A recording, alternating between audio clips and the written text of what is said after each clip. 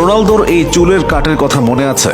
2014 সালে ফিফা বিশ্বকাপের সময় ক্রিস্টিয়ানো রোনালদোর চুলের জেরাকৃতির কাটিং নিয়ে বেশ আলোচনা হয়েছিল।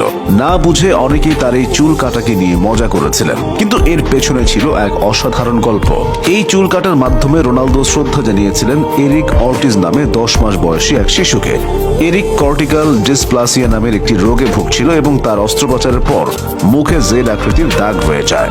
এরিকের পরিবার অস্ত্রোপচারের জন্য প্রয়োজনীয় $83,000 জোগাড় করতে পারছিল না। তারা রোনালদোর কাছে একটি জার্সি ও এক জোড়া ক্লিটস দানের অনুরোধ করে, যা নিলামে বিক্রি করে তহবিল সংগ্রহ করার পরিকল্পনা ছিল।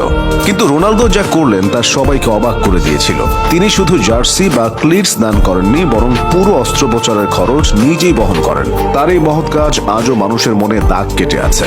সেই পরিবার আর তার মা বাবার চোখে সেদিন যে হাসি দেখা গিয়েছিল, তার পেছনে ছিল একটা মানুষের অনেক বড় অবদান। সেই মানুষটার নাম ক্রিস্টিয়ানো রোনালদো।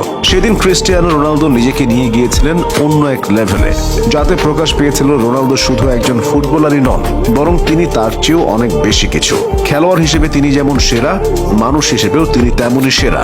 অন্যান্য অনেক খেলোয়াড় দেখবেন নিজের শরীরে ওয়ার্ল্ড কাপ, চ্যাম্পিয়ন্স লিগের ট্যাটু আঁকেন, কিন্তু আপনি রোনালদোর গায়ে কখনো কোনো ট্যাটু দেখতে পাবেন না। এর পেছনেও আছে একটা বড় কারণ। রোনালদো নিয়মিত রক্তদান করে থাকেন। শুধু রক্তদান নয়, রোনালদো প্রায় প্লাজমাও দিয়ে থাকেন। তার সামাজিক যোগাযোগ মাধ্যমে প্রায় এসবের ছবি দেখা যায়। কিন্তু আসলে কি ট্যাটু করার ফলে রক্তদান করা যায় না?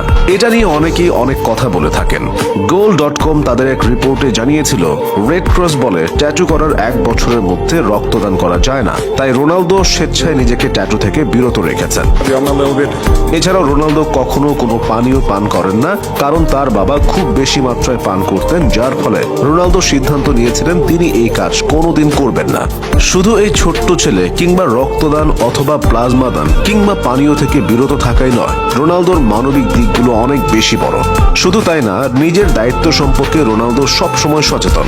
সবার আগে ট্রেনিং এ আসেন রোনালদো, আর যান সবার পরে। এ ব্যাপারে তার একসময়ের সতীর্থ অ্যাডে ভায়োর বলেন, যখন আমি রিয়াল মাদ্রিদে যোগ দিই, আমাকে বলা হয়েছিল ট্রেনিং শুরু সকাল 10:30টায়। আমি ভাবলাম ঠিক আছে, 8:30টায় পৌঁছাই যাতে আমি প্রথম হই। আমি পৌঁছে দেখি কেউ নেই।